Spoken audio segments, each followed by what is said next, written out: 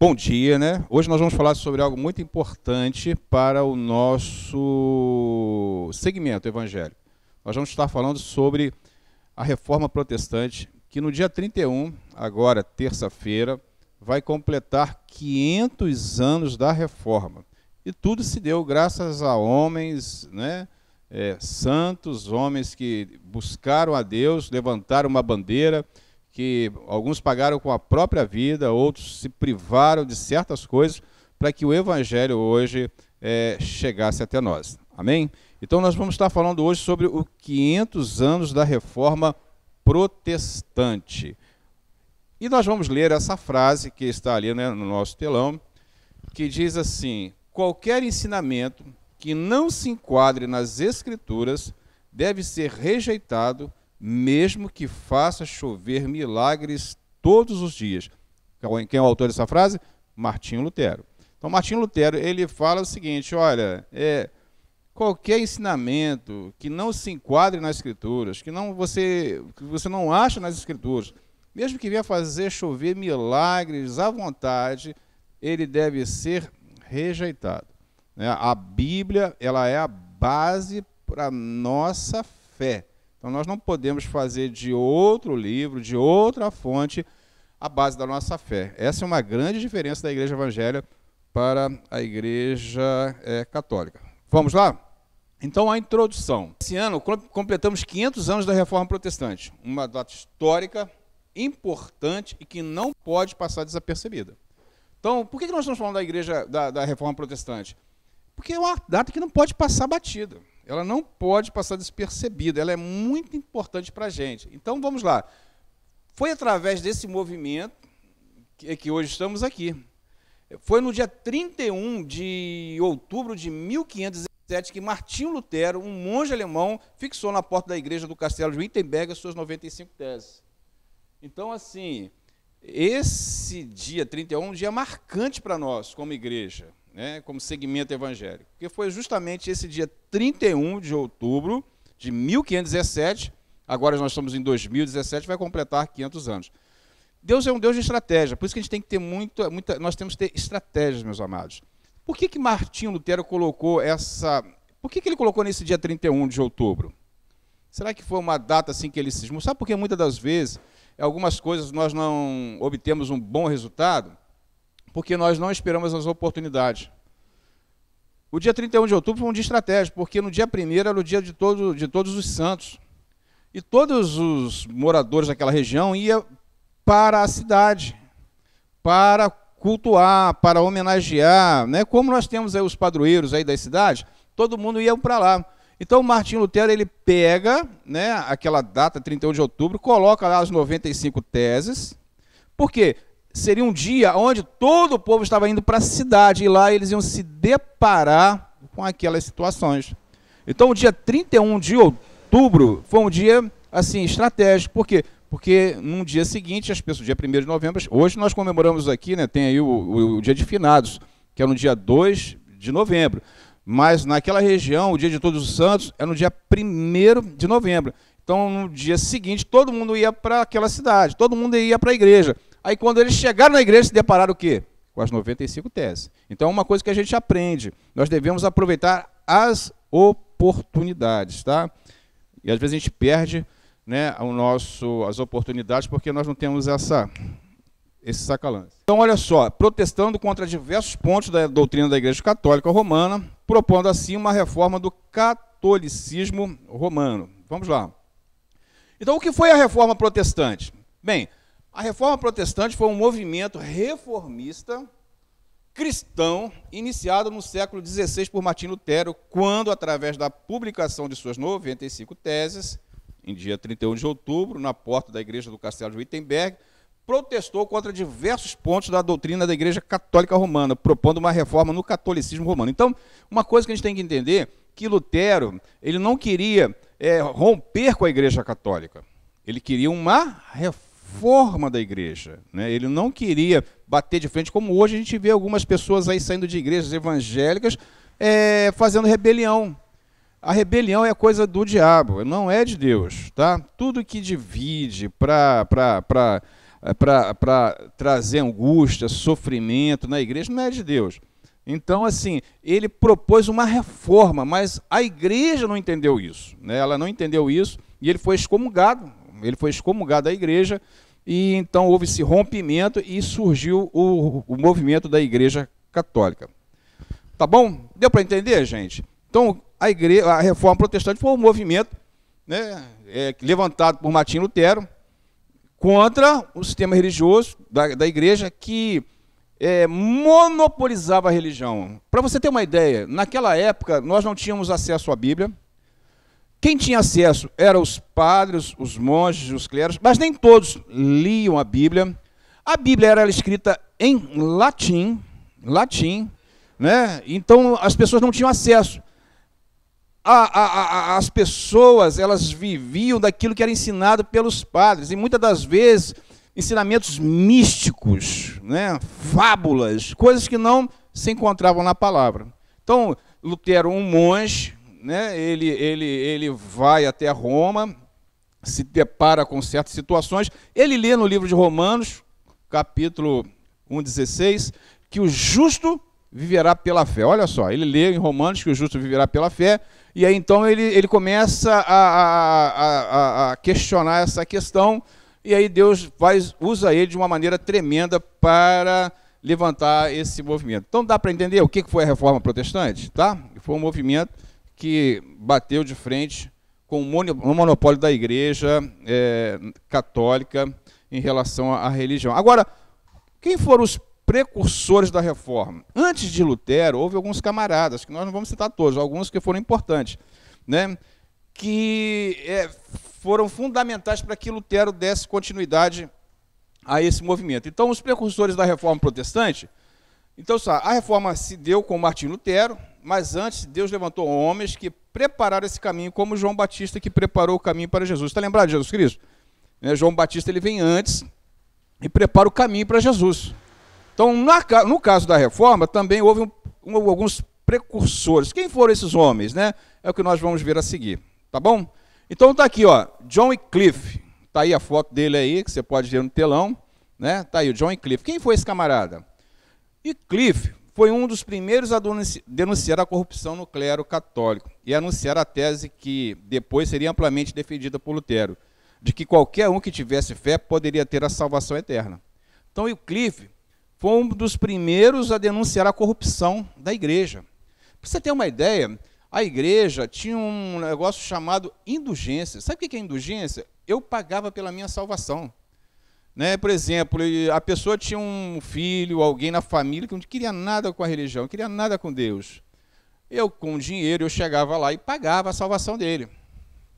Existe um camarada chamado Tistel, né? Eu não sei se eu pronunciei direito, mas ele falava o seguinte, que ao você entregar as moedas, ao primeiro som dela caindo no cofre, a alma do encomendado entraria no paraíso. Isso era um dos absurdos que tinham naquela época.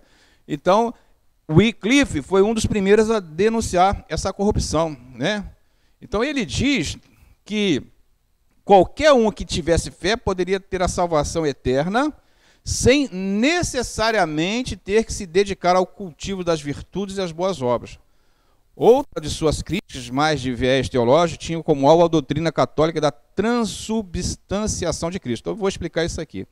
Então, ele bate de frente dizendo que a salvação ela é pela fé, não é por obras.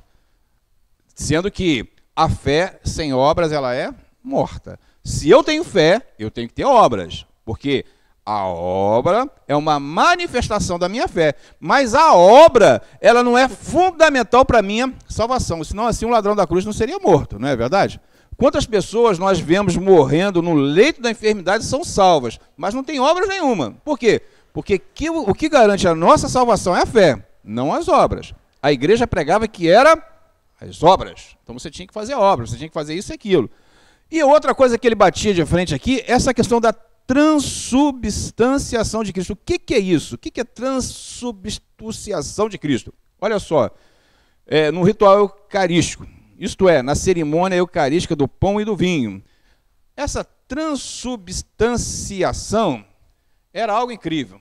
eles ensinavam que na hora da Santa Ceia, o pão e o vinho se transformavam literalmente no corpo e no sangue de Cristo.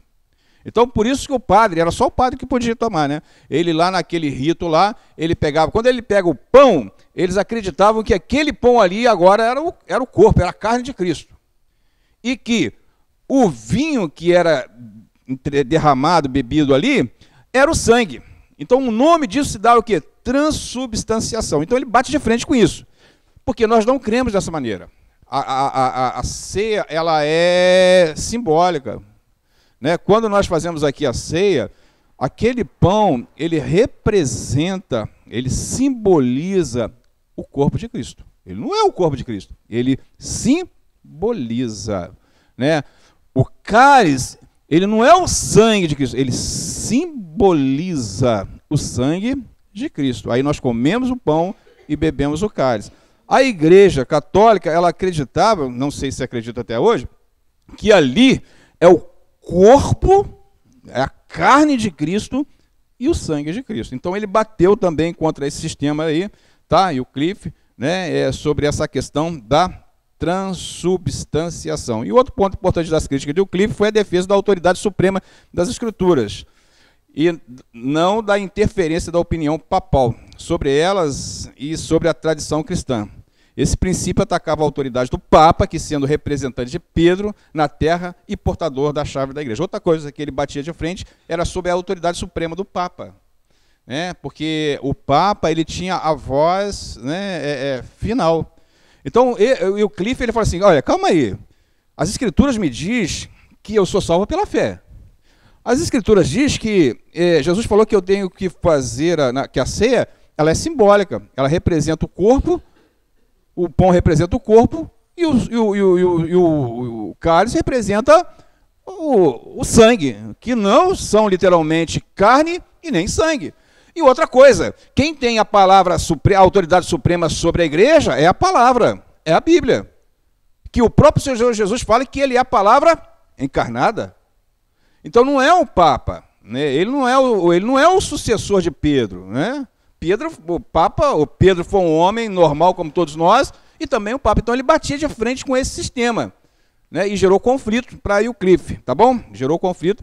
E aí, mais tarde, vem o Martim Lutero, pegando esses ensinamentos de Wycliffe, com o John Hus, que a gente vai ver um pouquinho na frente, e faz o movimento da Reforma Protestante. Tá dando para entender, gente? Então a gente tem que ver, sempre tem alguém que vem antes de nós. Olha só o que o Wycliffe disse, olha... Nenhum homem é excessivamente erudito, nem excessivamente ignorante, a ponto de não aprender as palavras do Evangelho de acordo com a sua simplicidade. Olha só, ele quebra tudo aqui. Porque só quem poderia entender as Escrituras naquela época era o Papa, era o clero, era a igreja. E aí ele fala assim, não, nenhum homem é excessivamente erudito, ou seja, sábio, douto, estudioso, nem excessivamente ignorante, que não possa aprender o quê? As palavras do Evangelho. Não é isso? O Salmo 19. Ué.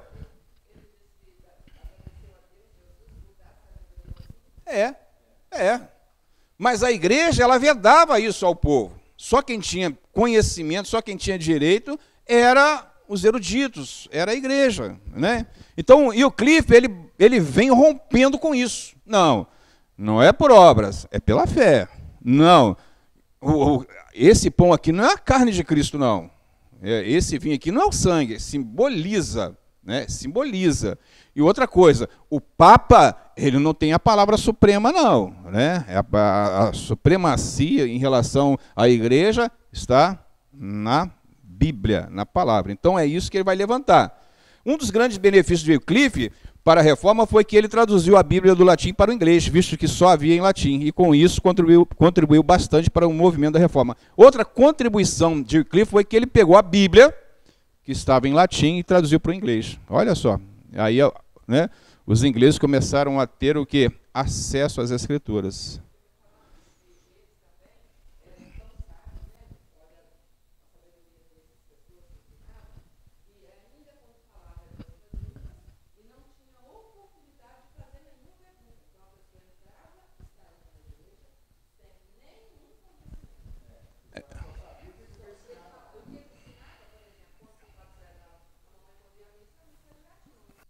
É. Não, e você.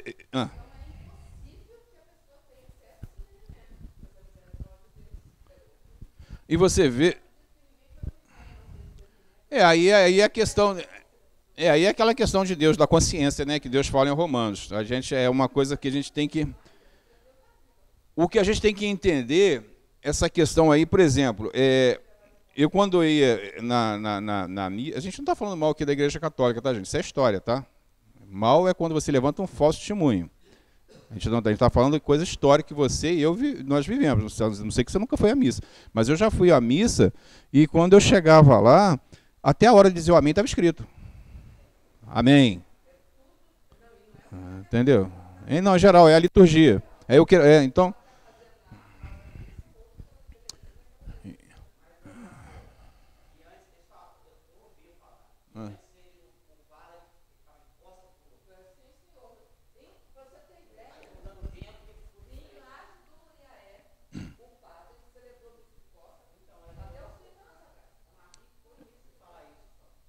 É.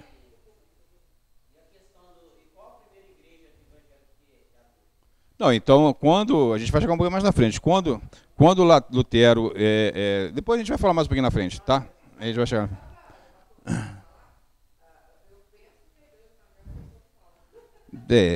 Não, depois elas perdem a essência. Depois de Lutero vai se fundar outras igrejas, a luterana, a presbiteriana, a wesleyana, a batista, aí entra a nossa igreja. A nossa igreja ela vai começar no século XIX, a igreja do Nazareno começa no século XIX. Em 1895 surge a primeira igreja, mas do movimento wesleyano de santidade. Entendeu? Foi desse...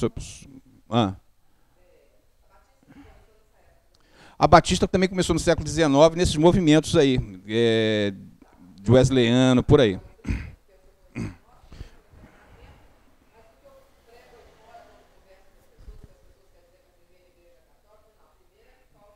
A primeira que fundou lá. A primeira que foi fundada lá no dia do Pentecoste.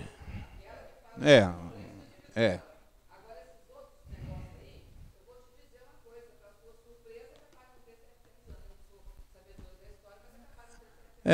Não tem, não.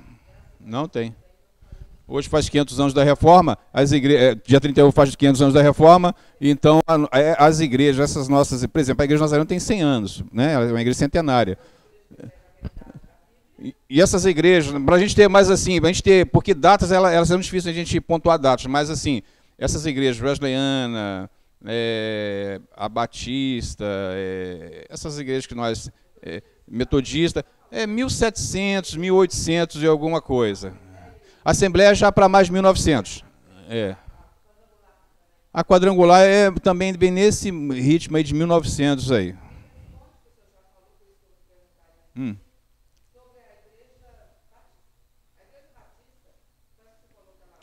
A Igreja Batista, aí já está sendo um pouquinho, mas a Igreja Batista, a Igreja Batista, a doutrina dela é calvinista. João Calvino foi também um dos camaradas que veio logo após Martim Lutero. E ele então desenvolve uma teologia, prega salvação. A Igreja Batista prega salvação. A única conflito que nós temos com a Igreja Batista é em questão da predestinação.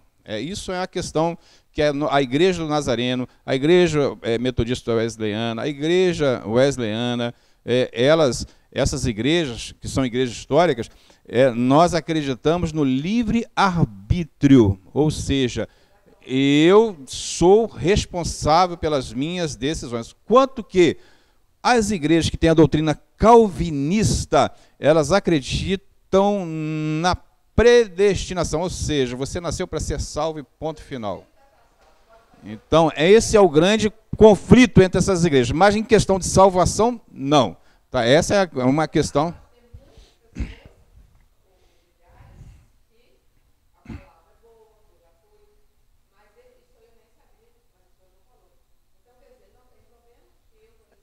Não. É questão só de doutrina. É questão de doutrina, né? Que eles acreditam na...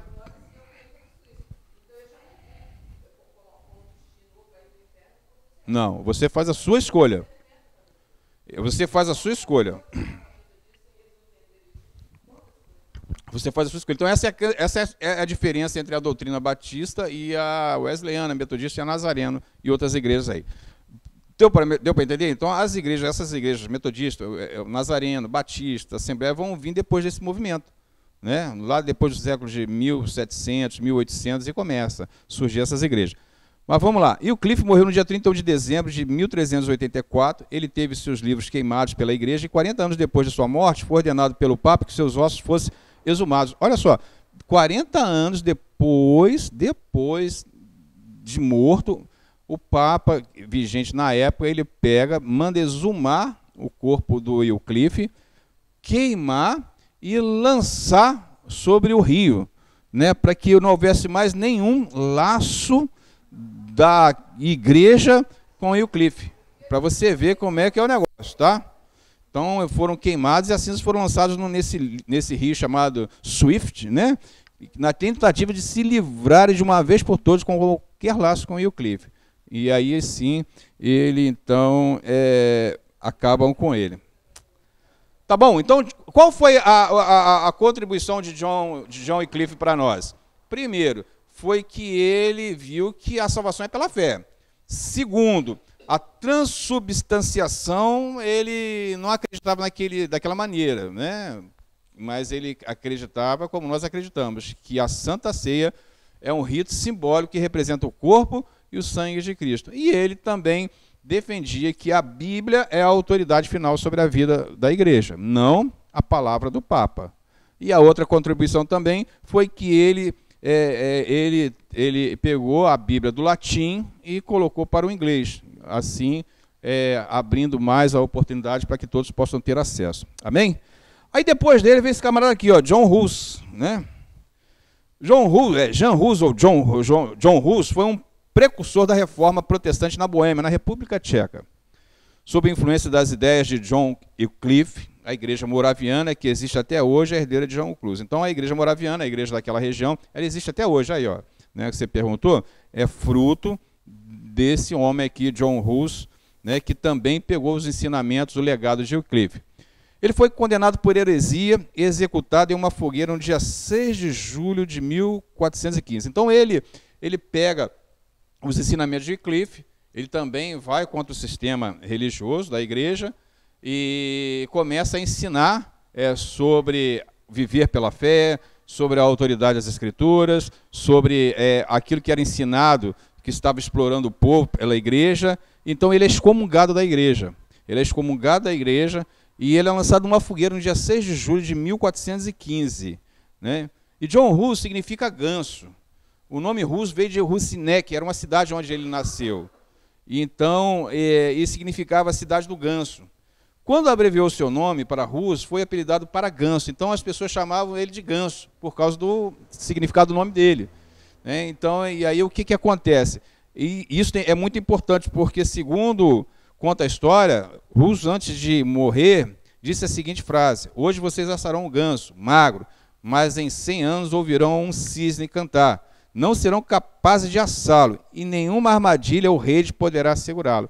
Então ele vai de encontro com a igreja, ele é excomungado, armam ciladas para ele, né? E aí, na hora que vão lançar ele na fogueira, ele começa a falar: olha, hoje vocês vão queimar um ganso, vão assar um ganso, mas daqui a 100 anos vai vir um cisne, vocês não serão capazes de amordaçá-los, né? De matá-los. E exatamente, né, 100 anos nasce quem? Surge quem? Lutero, para levantar então a reforma protestante. Conta essa história que quando ele foi queimado na fogueira, ele cantava assim: bom é o Senhor, porque as suas misericórdias duram para sempre. Né? Segundo diz a história, que ele falou 2 vezes isso e depois o fogo pegou e acabou com a sua vida. Então, John Hus também tem muitos feitos, mas aqui a gente está vendo só uma visão panorâmica. Ele tem muitos feitos que contribuiu bastante para a reforma. A maioria dos ensinamentos que nós vamos ver de Lutero, tudo foi um apanhado de Wycliffe com John Hus. Tá? Nós falamos um pouquinho a mais de Wycliffe, mas John Hus também não fica por menos não. Tá? E agora a gente vai passar para Lutero. Vamos lá? Aí chega Lutero. Aí o Lutero aí batendo essas 95. Quem foi Lutero? Foi um sacerdote católico, agostiniano e professor de teologia germânico, que foi figura central da Reforma Protestante, que, ficando contra os conceitos da Igreja Católica, veementemente contestando a alegação de que a liberdade da punição de Deus sobre o pecado poderia ser comprada, confrontou o vendedor de indulgência, Johann Tistel, né, com suas 95 teses em 31 de outubro de 1517. Então, Lutero, ele foi um monge agostiniano, ele era alemão. Interessante, né? A gente vê tanta coisa na Alemanha, né? Eu estava lendo isso aqui e eu vejo que a Alemanha teve lá a Segunda Guerra Mundial com Hitler. Você sabia que a Alemanha foi o berço do Evangelho, gente? Né? Na verdade, começou lá na Inglaterra, passou pela a Boêmia, né? A Tchecoslováquia, né? A antiga Tchecoslováquia, mas o berção mesmo ali foi na Alemanha. Aí na Alemanha você vê lá Hitler, você vê um monte de coisa, né? Olha como é que a situação é. Então, foi um monge e ele batia de frente, ele estava contestando a alegação de que a liberdade da punição de Deus era comprada, porque esse camarada aqui, John Tetzel, ele era um cobrador de indulgências. Ele chegava nas cidades e apregoava lá, olha, quem quer comprar, né, a salvação dos seus entes queridos é por tal valor. E as pessoas enganadas, né, iam lá e depositavam dinheiro. Segundo diz a tradição que o Lutero, e segundo assim os ensinamentos, todo mundo tinha que ir em Roma. Não tem esse negócio de todo mundo tem que ir um dia lá em Meca, na Aparecida, essa coisa. Todo mundo ia em Roma. Então Lutero nunca tinha ido em Roma. E quando o Lutero vai em Roma, ele está acostumado a ver a pobreza do povo. E quando ele chega em Roma, ele fica abismado com a riqueza que ele encontra lá. Em Roma, para você ter uma ideia, as escadarias onde Pilatos condenou a Cristo, né, eles arrancaram e levaram para Roma, está lá até hoje. E aí diz a história que Lutero, subindo aquelas escadas de joelho, né, pagando uma penitência, porque assim também era ensinado, e de repente ele está lá subindo, ele lembra o texto que ele leu, o justo viverá pela fé. E ele cheio de crises existenciais. O que eu estou fazendo aqui se a Bíblia fala que o justo viverá pela fé? Então diz a tradição que ele está subindo aquelas escadas e pensando nisso. E chega um determinado ponto que ele para. Ele levanta e fala, não, o justo viverá pela fé. E aí ele se ergue e começa a caminhar com seus questionamentos, né, martelando ali na sua mente, no seu coração. Então ele vai, com um determinado tempo, ele tem as suas 95 teses, cada uma pontuando uma contradição do ensinamento da igreja e coloca lá, comprovado dentro da Bíblia, ele coloca lá na porta da igreja para ser contestada. E ninguém contestou. Né? Ninguém contestou, porque Paulo fala, não podemos nada contra verdade, senão, né, a favor da verdade. Então nós não podemos nada contra a verdade. Então Lutero ensinava que a salvação não se consegue com boas ações, mas é um livre presente de Deus recebido apenas pela graça através da fé em Jesus como único redentor e pecador, redentor do pecador. Então ele ensinava que a salvação é pela fé, não é por obras, é única e exclusivamente recebida pela graça através da fé em Cristo Jesus. É pela graça, pela fé, pela graça sois salvos. Isso não vem de vós, é dom de Deus. Então ele bateu de frente com esse sistema aí, tá? E aí os princípios fundamentais da Reforma Protestante são conhecidos como as 5 solas. Então ele coloca ali as 95 teses, batendo de frente, ele pega uma carona com Wycliffe, com John Hus, ele pega aqueles ensinamentos de Wycliffe, ele pega os ensinamentos de Hus, e agora ele vai colocar ali aquilo em prática através, né, da sua consciência e da sua fé. E aí os princípios fundamentais da Reforma Protestante são conhecidos como as 5 solas, ou seja, somente 5. E a gente vai ver agora. Está dando para entender como Deus levanta homens? Né? Wycliffe, John Hus, né? E agora Lutero.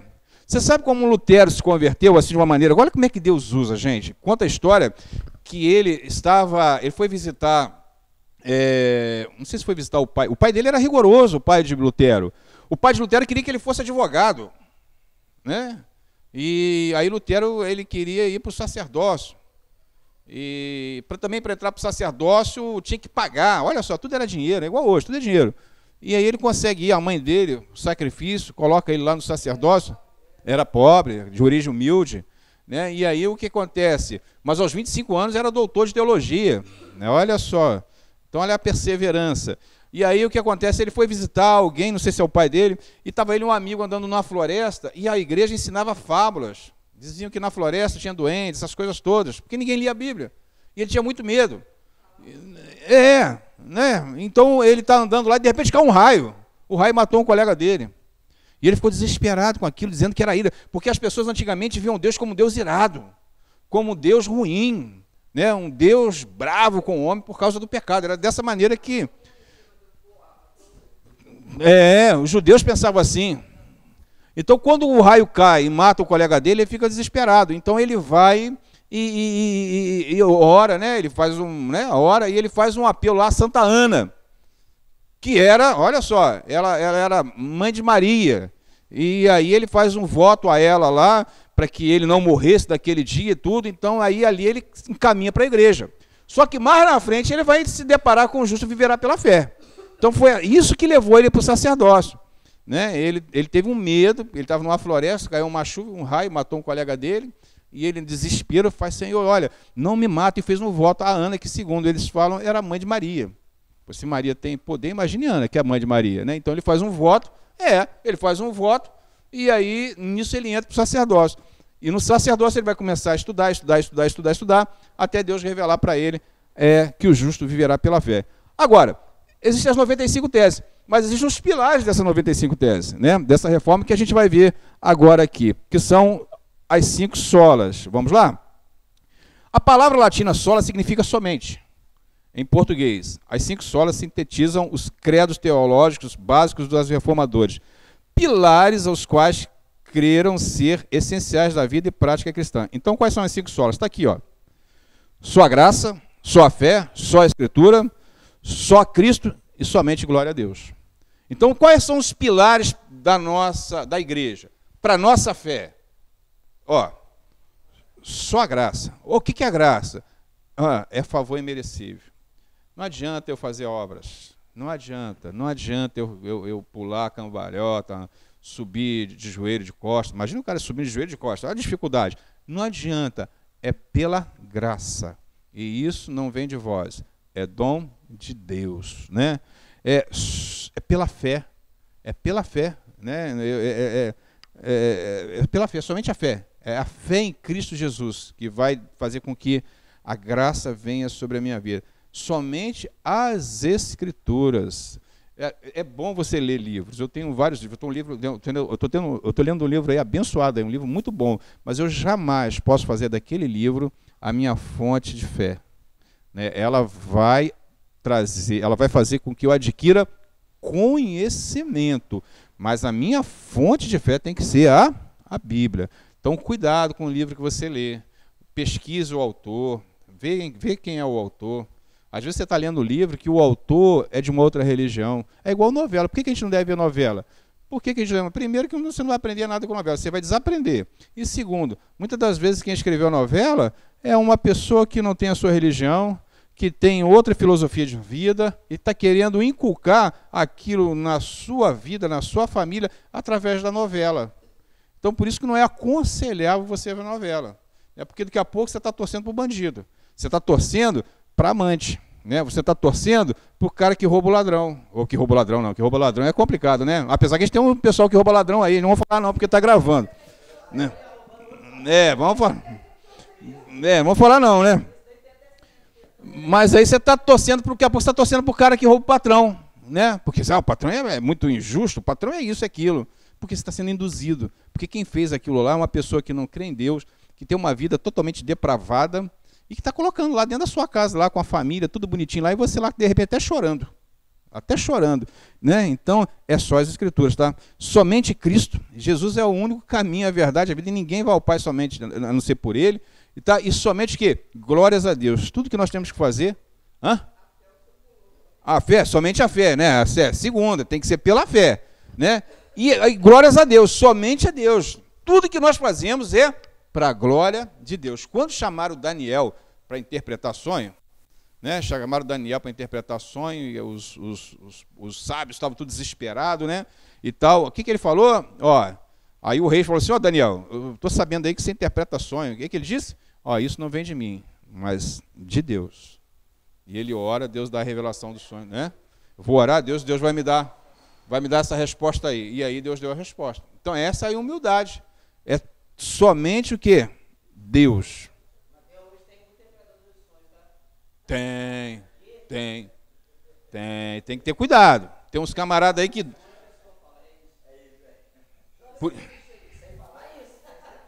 Hã? Por isso você não deve contar o seu sonho para todo mundo. Tem sonho que é só você mesmo, irmão. Ou então você pode compartilhar com aquela pessoa que você, né, sabe que... É.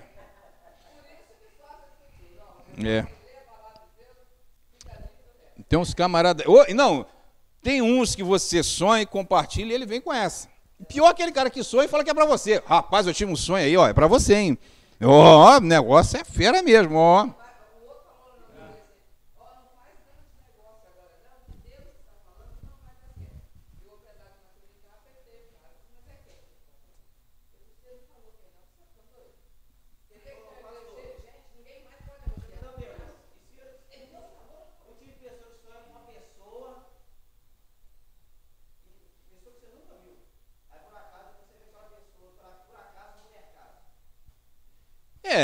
A questão é...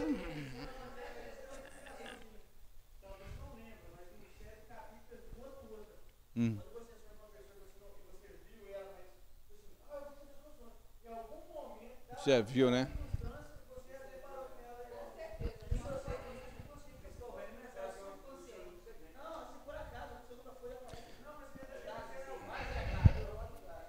Ué, então tá a explicação do Paulo aí que já... Ué. É igual aquele déjà vu, né? É o déjà vu. Que a pessoa... Você, na verdade, você já viu a pessoa... né? Aí, mas olha, é o déjà vu, né? Você, na verdade, você já viu.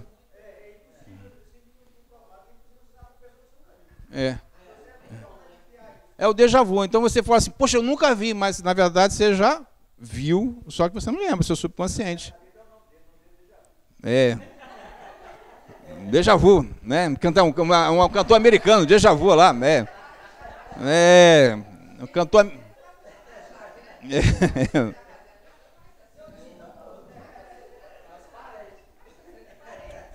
Ó, esse negócio de sonho é complicado. Eu tenho um colega meu que falou que a sogra dele sonhou, olha só, sonhou que o genro dela ia morrer.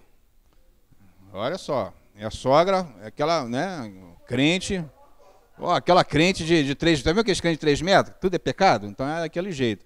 Aí ela pegou e morava em Santa Cruz da Serra. E o genro mora em Santa Cruz. Quem conhece o Rio de Janeiro, Santa Cruz da Serra, quando desce Petrópolis. Santa Cruz é lá na saída do Rio de Janeiro para quem vai para Angra, quer dizer, são dois extremos.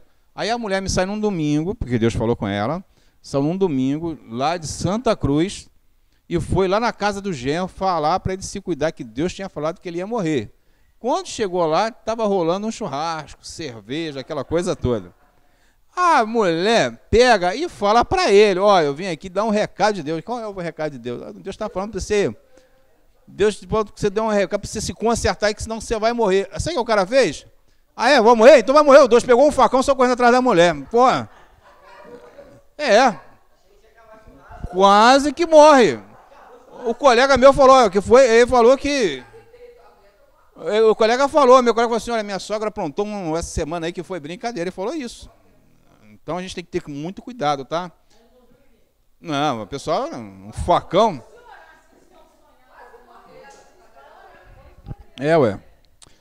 Vamos lá. Então, quais são as 5 solas? Aqui, ó. Somente a fé, somente a Escritura, somente a Cristo, somente a graça, né? E somente a Deus. Então, vamos lá. Tá investido aqui, é somente a graça, tá? O meu está investido aqui, ou está investido aí? Somente vai, não tem problema não. A gente vai aqui, vamos lá pela graça primeiro? Vamos somente a fé, vamos pelo que está aqui. Vamos lá, somente a fé. A fé, né? Somente a fé é o ensinamento de que a justificação, a interpretação da teologia protestante como sendo declarada apenas por Deus é recebida somente pela fé. Então, eu sou justificado pela fé. Vamos ler Romanos 5, versículo 1? Romanos 5, versículo 1.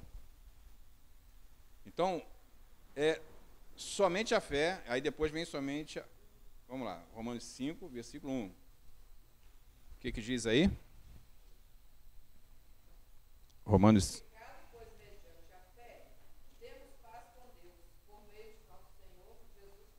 Então, olha só, os pilares da reforma, um dos pilares da reforma foi o quê? Somente a fé.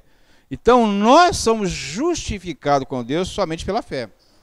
Essa palavra justificação significa pleno perdão dos nossos pecados. Então, eu sou perdoado não por obras, mas pela minha fé em Cristo Jesus. Só isso. Isso é o suficiente. Eu não preciso pagar, eu não preciso fazer sacrifício. É somente pela fé. Quando eu tenho fé em Cristo Jesus, eu sou justificado. Na teologia existe a justificação, a adoção e a regeneração. Essas coisas acontecem simultaneamente. Quando eu aceito a Jesus Cristo, eu sou justificado. Os meus pecados são perdoados. Sou adotado, passo a ser filho de Deus. Eu sou regenerado, eu tenho uma nova vida. Vida no Espírito, vida com Deus. Isso acontece quando eu aceito a Cristo. Então a justificação, a fé em Cristo, ela me justifica, eu passo agora a ser filho de Deus e tenho uma nova vida, porque agora eu sou regenerado. E tudo isso é pela fé.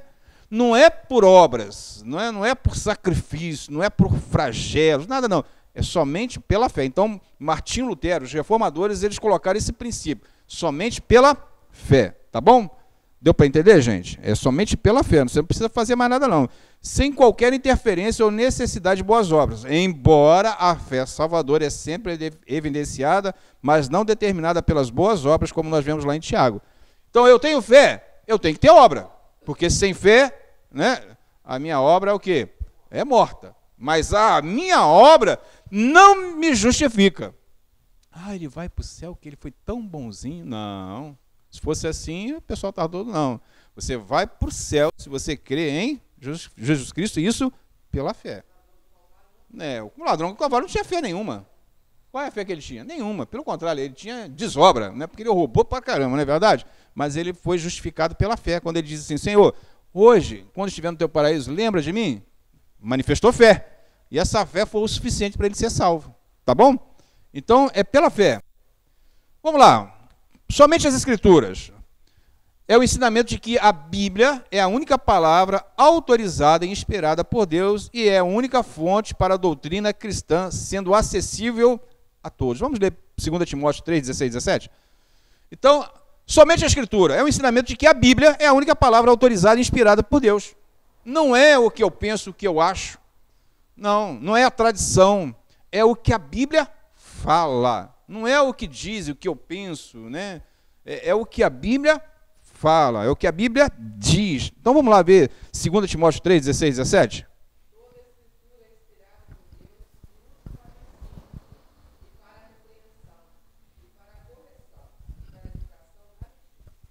Amém? Deu outro aí, finzinho, né? A fim de que o homem...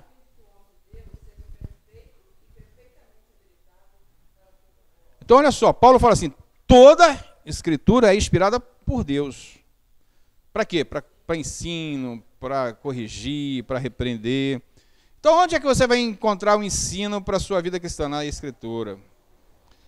Onde você vai entrar correção? Nas Escrituras. Tudo é Escritura. Educação.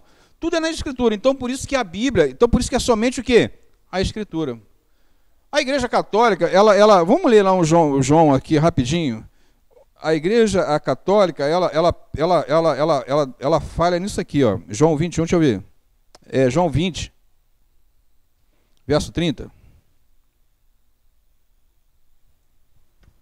E depois a gente vai ler outro versículo. É João 20, versículo 30.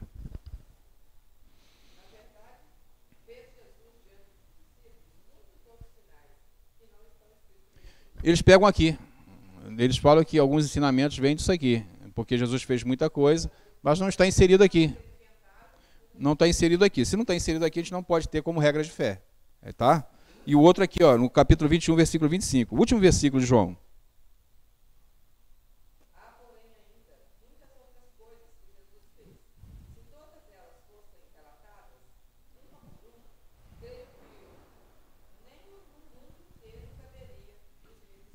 Então, olha só, aqui a gente aprende que Jesus fez muita coisa, né? A gente tem aí alguns milagres aí registrados, mas olha o que João está falando. João, esse aqui é o João que andou com ele, né? O discípulo amado. Ele fala assim, olha, Jesus fez muita coisa. Se todas elas fossem escritas uma por uma, olha, não existiriam livros para serem escritos. Não cabia. Né? E para você ter ideia da magnitude do poder de Jesus, do que ele fez, né? E a gente só tem assim, né, um pouquinho do que ele fez. Mas a igreja, ela pega, aqui eles justificam alguns ensinamentos nisso aqui. Mas o segmento evangélico, ele crê somente nas escrituras, ou seja, naquilo que está escrito. Naquilo aqui que está escrito, tá bom? Então vamos lá? Somente a Cristo, olha só. Cristo é o único ensinamento de que, somente Cristo, ou seja, é o ensinamento de que Cristo é o único mediador entre Deus e a humanidade. E que não há salvação através de nenhum outro nome. Vamos ler Atos 4, 11, 12. Então é somente a fé, somente as escrituras, somente Cristo, ou seja, é só Cristo. Não adianta você chamar o nome. Tem um hino lá do J. Neto, tá lembrado? Qual é o nome que você costuma chamar? Aí vai falando, não é Pedro, nem João, nem Davi, nem Sansão. O nome é Jesus. O nome é um nome aonde todo demônio, todo mundo espiritual está subordinado a obedecer a Jesus Cristo. Tanto é que teve uns filhos lá dos sacerdotes que foram expulsar um demônio lá em Atos, que eles chegaram lá perto do demoniado e falaram assim, olha, eu quero expulsar você, olha só o que os caras falaram, em nome de Jesus, em nome de Jesus a quem Paulo prega. Aí o demônio falou assim, olha, para início de conversa, Jesus eu sei quem é, Paulo eu já ouvi falar, e vocês, quem são? O demônio partiu para cima deles, deu uma coça neles, e uma das piores coisas que um judeu poderia enfrentar é ficar nu. Eles ficaram pelados, né? Tudo por quê? Porque usaram o nome de Jesus sem a certeza, né? Eles chegam lá todo, né? Então tem que ter cuidado, né? Teve uma vez que eu fui expulsar o demônio não queria sair de jeito nenhum. Eu falei, meu Deus, que negócio é esse? Demônio, meu Deus. Eu falei assim, demônio, olha só, entrevista com o demônio, né? Assim, o demônio, sai daí, demônio. E o demônio não queria sair de jeito nenhum. Aí, nada. Eu falei assim, ô demônio, por que tu não quer sair? Aí o demônio respondeu, é porque eu não acredito nisso aí. Não acredita? Tu é mentiroso desde o princípio. Olha, em nome de Jesus, olha, você vai sair, sabe por quê? Aí é a oportunidade de você estar lendo a palavra, você está buscando a Deus. Eu falei, naquele dia eu tinha lido Efésios capítulo 2, que diz que nós estamos acima de todo principado e potestade, juntamente com Cristo Jesus. E eu li assim, falei assim, demônio, olha, nas escrituras está dizendo o seguinte, ó, que toda autoridade é dada a Jesus, e ele deu à igreja, e que todo principado e potestade estão abaixo, né, do nome de Jesus. Por isso, em o nome de Jesus, você vai sair. Pum! O demônio saiu. Tem que sair, não é o nome de Jesus. Não estou usando meu nome, não, estou usando o nome de Jesus Cristo. Né? E aí ele saiu. Né? Então, a gente tem que ter essa busca, né? Porque a autoridade é do nome de Jesus. Vamos ler Atos 4, versículo 11 e 12?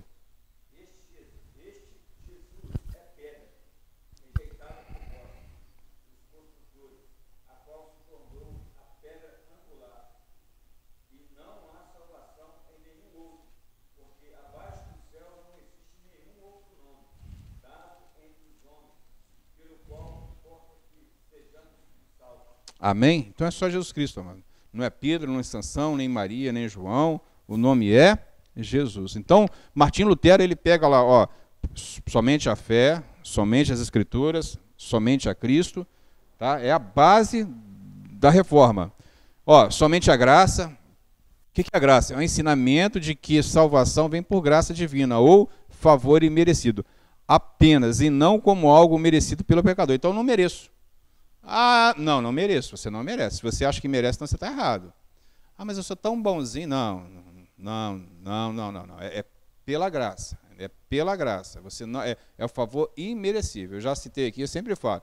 Me chamou muita atenção um dia que eu estava lá na Barra, lá, entrou um rapaz lá distribuindo lá o folhinho lá de uma santinha lá, porque ele falou pra gente que a mulher dele mereceu. Olha só, então a mulher dele é melhor que todo mundo. Então, ela mereceu uma cura, então ele estava pagando, né, ele estava dando voto lá que ele fez. Ele está totalmente enganado. Não é que nós não merecemos, é pela graça. E a gente vai ler Efésios 2, 8, 9. Vamos lá ler, para a gente fundamentar isso. Efésios 2, 8, 9, que fala que é somente pela graça. Então eu não mereço, né? É o amor de Deus, João 3,16, porque Deus amou o mundo de tal maneira que deu seu Filho unigênito para todo aquele que nele crê não pereça, mas tenha a vida eterna. Então vamos lá, Efésios.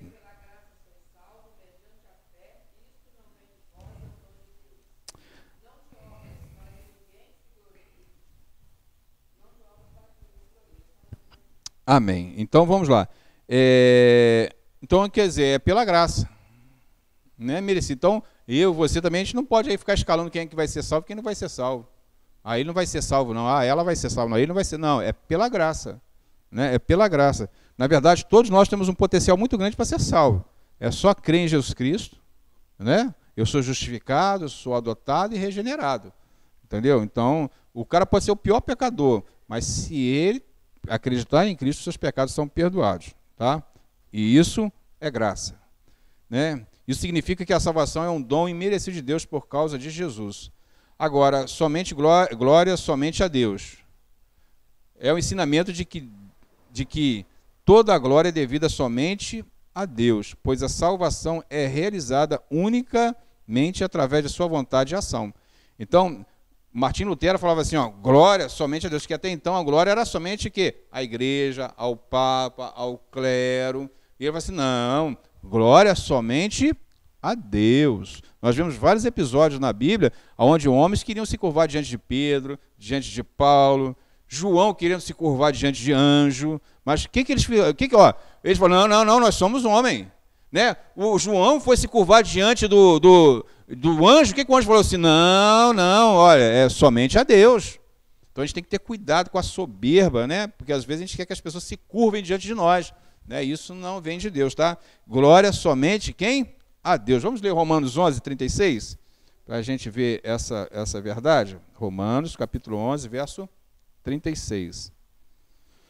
Romanos 11, 36. Glória somente.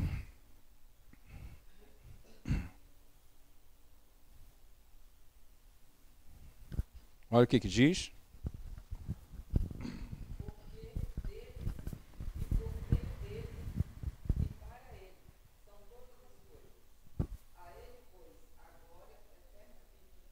Amém. Então, glória somente a Deus, né? Tudo que vem para massagear o nosso ego, nós temos que descartar. Nós temos que descartar. Tem que ter muito cuidado com isso, gente. Sabe por quê? Porque Deus nos usa. Amém, amém? Deus nos usa.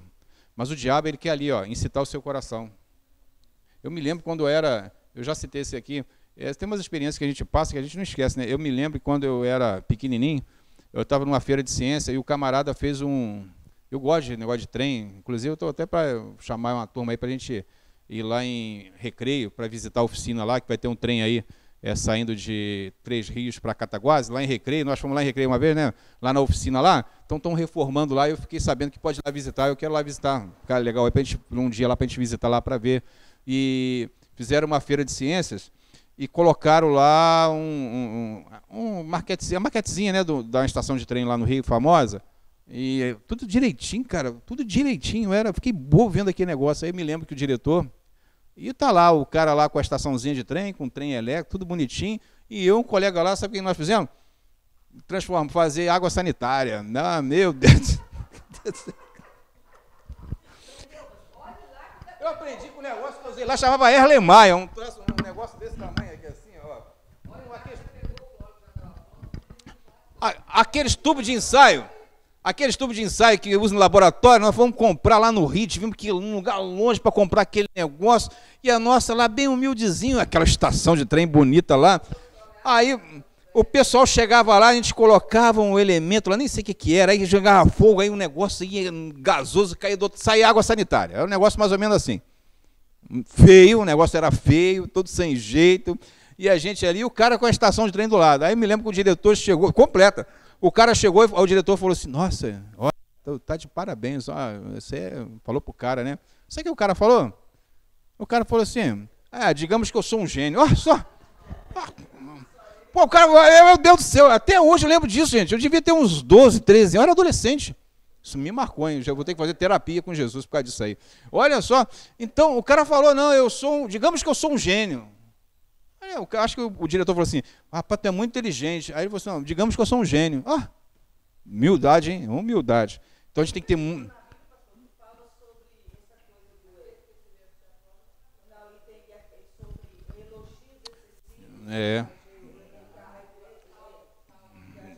Tem que ter muito cuidado. Você tem que ter muito cuidado.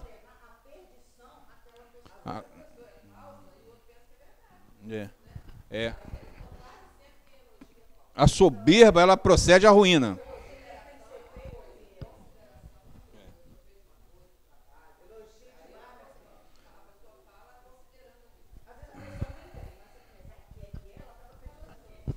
A soberba procede à ruína. Então a gente tem que ter muito cuidado. Às vezes Deus te usa numa oração. Deus te usa numa oração, num conselho, né, numa palavra. Aí vem aquela. Aí você tem que fazer igual o João Batista. Que ele cresça e que eu diminua. Entendeu?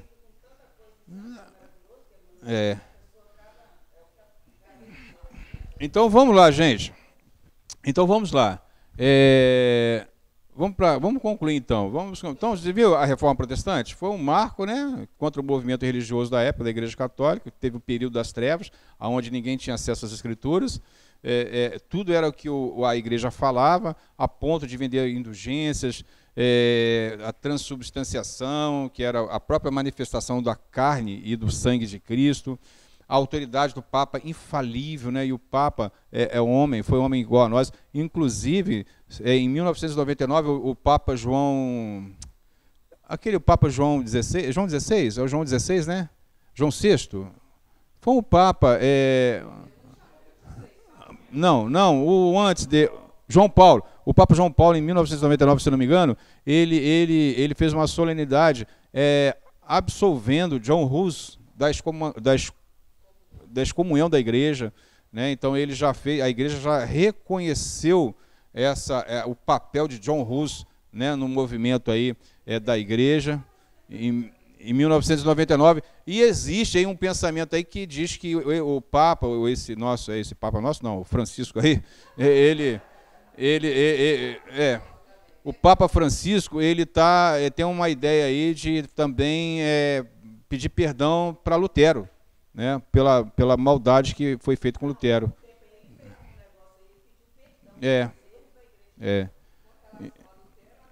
Lutero já tem uma corrente aí dizendo que eles vão fazer vão absolver, né, vão pedir perdão a Lutero, mas isso depois de 500 anos, né, por causa de Lutero. Então, John Hus foi também quase 500 anos. Então a gente tem um movimento aí. Então a conclusão é a seguinte: a Reforma Protestante aconteceu através de um homem que um dia, ao ler na Bíblia que o justo viverá pela fé, né, foi despertado pelo Espírito Santo e se levantou diante de um sistema religioso que dominava praticamente todo o mundo. Lutero foi um homem semelhante a nós, né? Martim Lutero foi um homem igual a nós, sujeito aos mesmos sentimentos que nós, mas que não se conformou com as coisas que estavam acontecendo. Vivemos hoje no século XXI, mas não podemos esquecer que no século XVI, aos exatos 31 de outubro de 1517, um homem como nós foi a voz de Deus para mudar a história da igreja. Que Deus nos abençoe.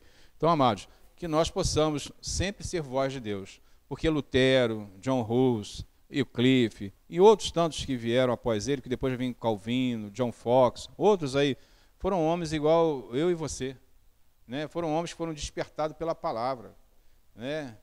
Que não se conformaram com o mundo e que fizeram a diferença. Então, muitas das vezes, Deus não age na nossa vida porque nós não nos conformamos, nós não nos inconformamos com o que nós estamos vendo. Então, vamos viver o justo viverá pela fé, pela fé. Então, Martim Lutero, ele levanta contra aquele sistema religioso. Martim Lutero foi o que introduziu os hinos. Em 1527, ele compõe o Castelo Forte. ele pega de John Hus, que teve uma grande contribuição, alguns hinos, ele introduz, então, o inário, os cânticos nas igrejas, é introduzido por Martim Lutero, pegando os ensinamentos de John Hus. E aí a pergunta do Gilson sobre as outras igrejas. Depois surge a igreja luterana, vem a igreja presbiteriana, vem a igreja batista com João Calvino, né? No século XIX começa a surgir, em 1700, 1800, a igreja wesleyana, em 1900 começa a igreja Nazareno, e também agora lá em 1900, no início de 1900, começa as Assembleias de Deus. Então, esses movimentos, como é que a igreja surgiu? Como é que as igrejas evangélicas surgiram? Depois da Reforma Protestante, porque a Reforma Protestante foi um divisor de águas. Até então, a igreja católica dominava o mundo todo. E a Europa era toda fragmentada, era cidades-estados.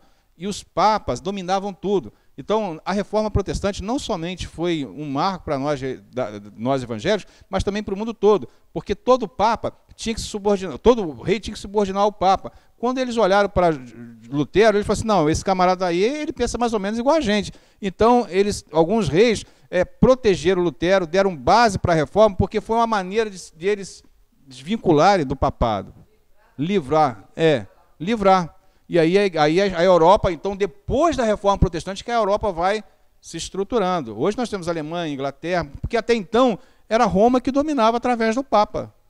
Então, olha só como é que foi importante a Reforma Protestante, não somente para a igreja, mas para a história toda, né? Por mundo todo. No Brasil? Não, o Brasil ele foi colonizado por Portugal. Não. Não, foi a Igreja Católica, por quê? Não, aí veio... ontem mesmo eu vi no jornal, o primeiro culto protestante aqui no Brasil foi feito lá no Rio de Janeiro, em 1547, se eu não me engano. Foi o primeiro culto protestante realizado aqui no Brasil. Tem até um monumento... Lá no Rio de Janeiro, eu vi isso até ontem na televisão, lá no Rio de Janeiro tem um monumento, ontem passou uma matéria no Jornal Nacional sobre a Reforma Protestante, você pode entrar no G1 e clica lá que você vai ter essa resposta. Entra no G1, vai estar lá, Jornal Nacional, Reforma Protestante, 500 anos, aí vai aparecer um movimento que foi feito lá no Rio, pelas igrejas presbiterianas, e aí a repórter vai até no aterro do Flamengo, se eu não me engano, porque tem lá o Pão de Açúcar atrás, e ela fala, isso aqui é um marco, porque foi aqui que foi realizado o primeiro culto evangélico, em 1547. Não. Foi o primeiro culto. Não, ali não fala o nome da denominação, não. Não fala o nome da denominação, não. Não, foi a presbiteriana que fez o evento lá no Rio ontem sobre os 500 anos. Ontem. Entra no G1. Entra no G1 Você entra no G1 lá, e clica lá, Jornal Nacional, 500 anos da Reforma. Aí você vai ver essa matéria lá, tá bom? Aí na igreja, só para a gente fechar, o Brasil foi colonizado pelos portugueses. Os portugueses eram católicos. Trouxeram os jesuítas, trouxeram aí, né, aquela turma toda, o padre Manuel da Nóbrega, aquela turma toda, e catequizaram os índios. Então o nosso país ele foi colonizado pelos católicos, né? Pelos católicos. Só mais tarde que foram chegando os protestantes. Diferente dos Estados Unidos. Os Estados Unidos foi colonizado pelos protestantes. E não é à toa, não é de se admirar os Estados Unidos do jeito que é hoje, não é verdade? Né? Porque a palavra faz a diferença. Amém?